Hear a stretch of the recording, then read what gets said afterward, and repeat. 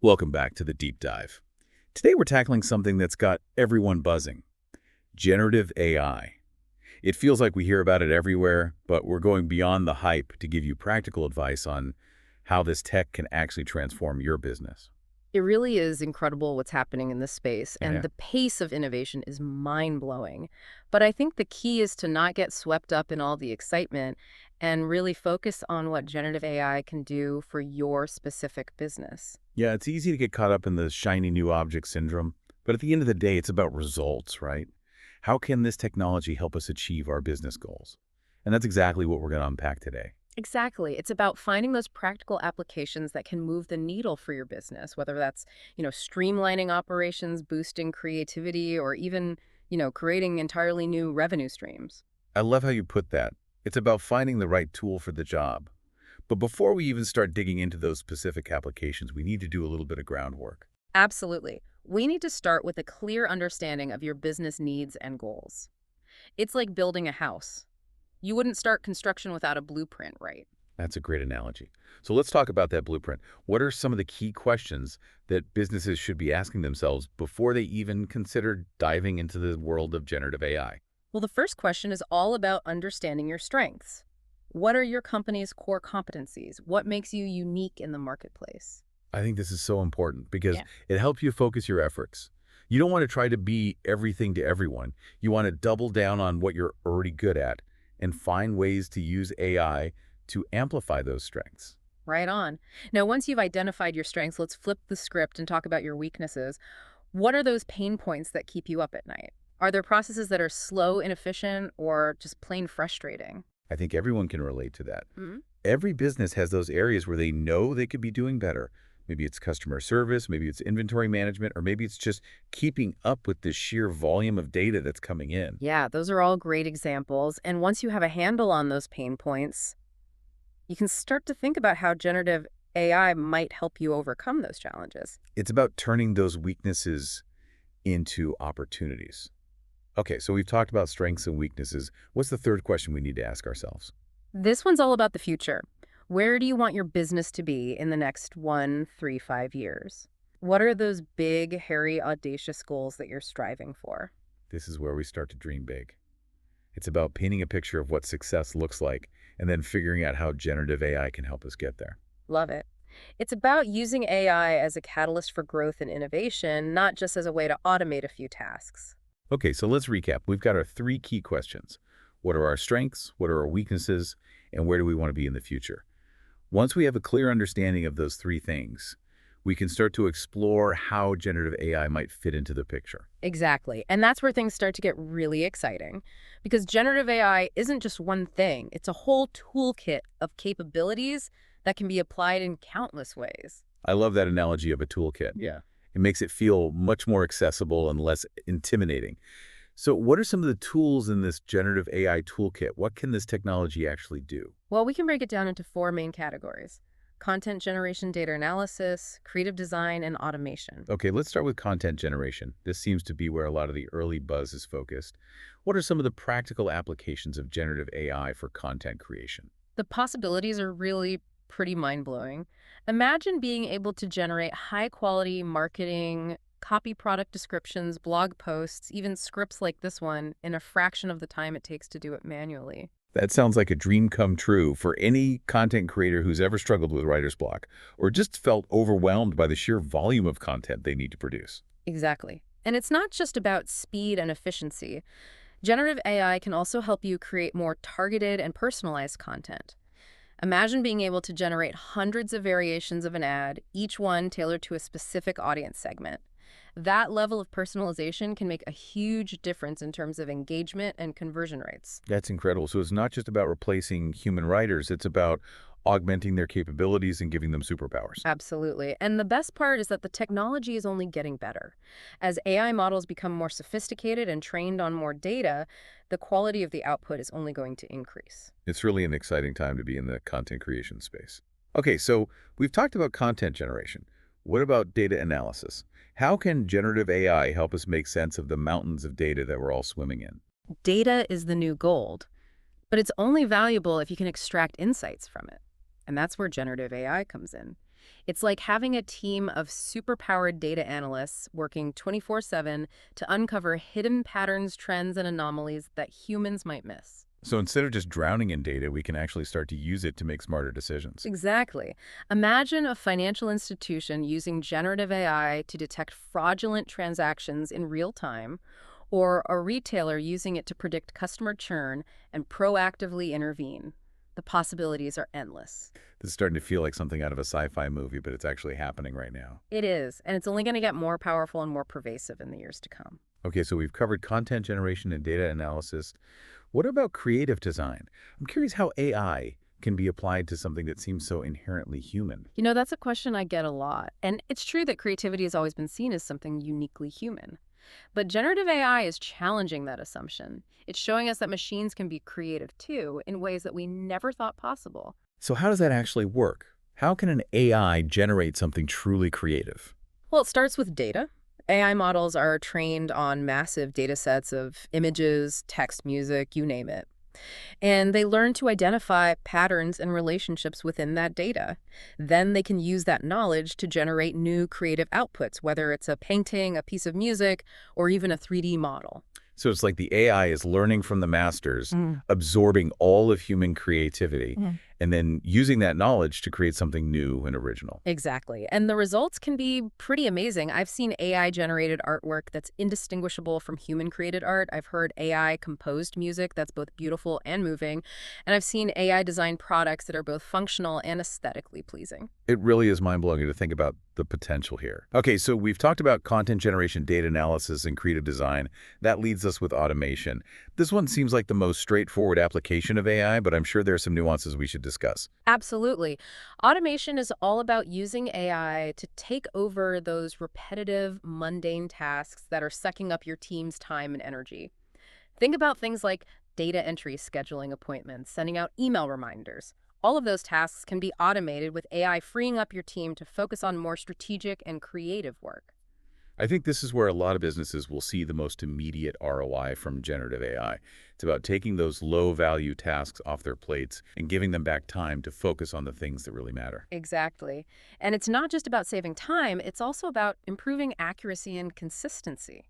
Machines don't make mistakes or get tired, so you can be confident that those automated tasks are being done correctly every time. So we've covered a lot of ground today. We've talked about the importance of understanding your business needs and goals.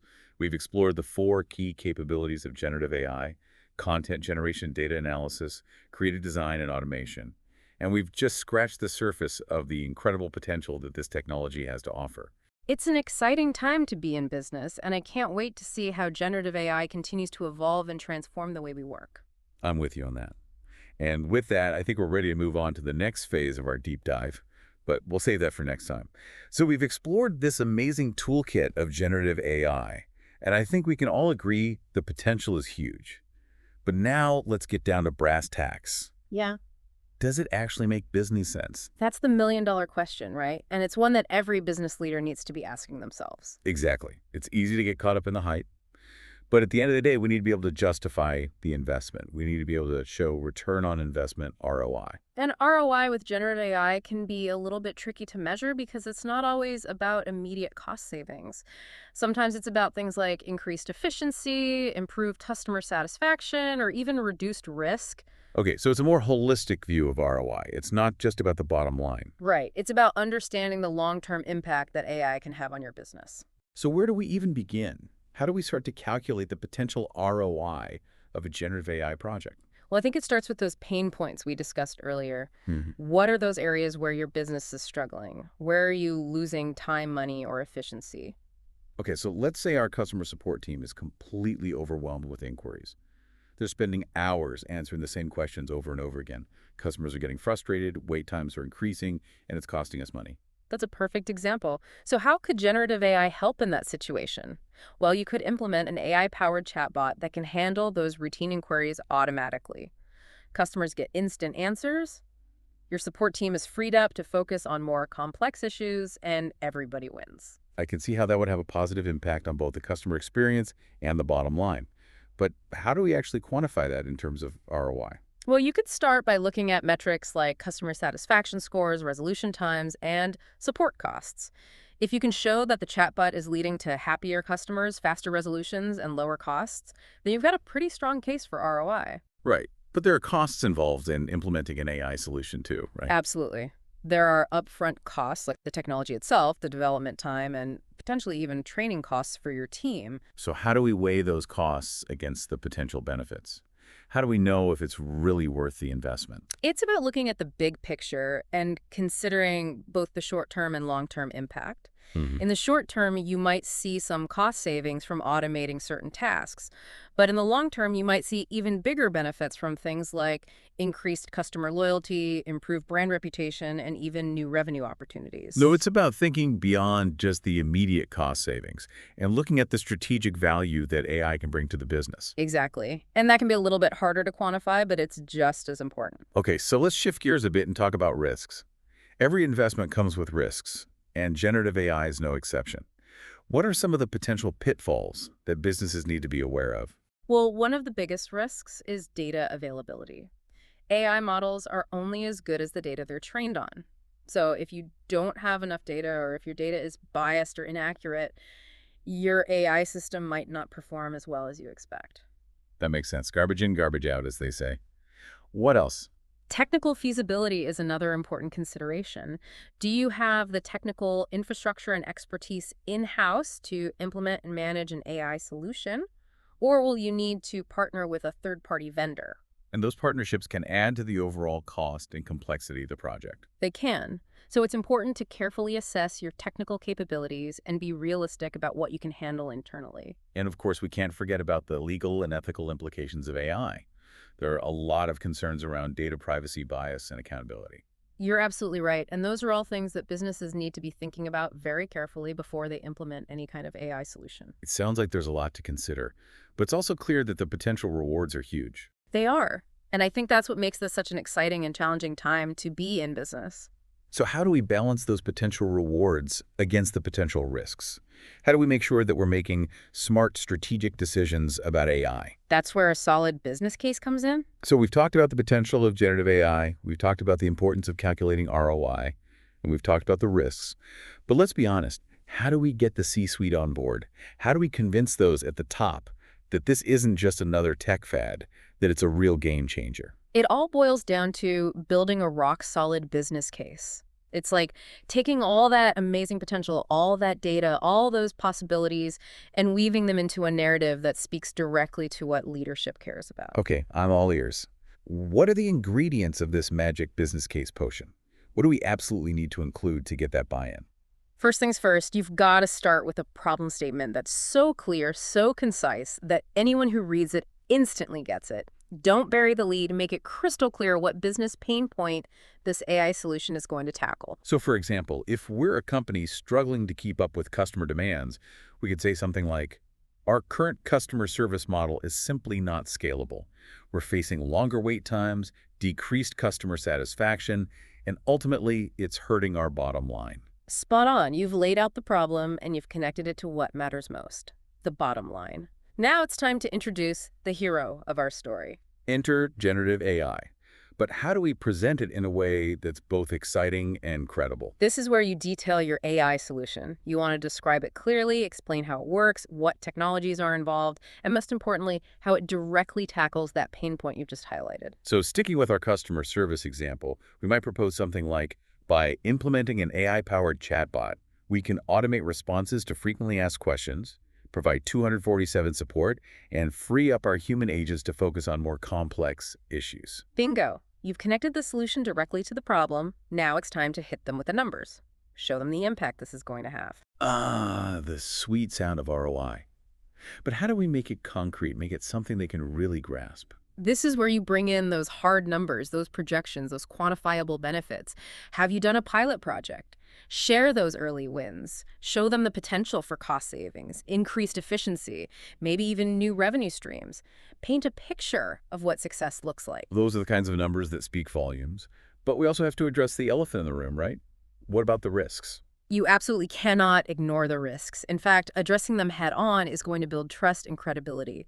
Lay out your mitigation plan for those risks. So for instance, if data privacy is a concern, we might say something like, we'll ensure compliance with all relevant regulations, implement robust security measures, and prioritize data anonymization and user consent. Perfect. You've shown them that you're not just blindly chasing the shiny new object, you've thought this through. And to wrap it all up, you've got to outline those next steps. What's the timeline? What resources do you need?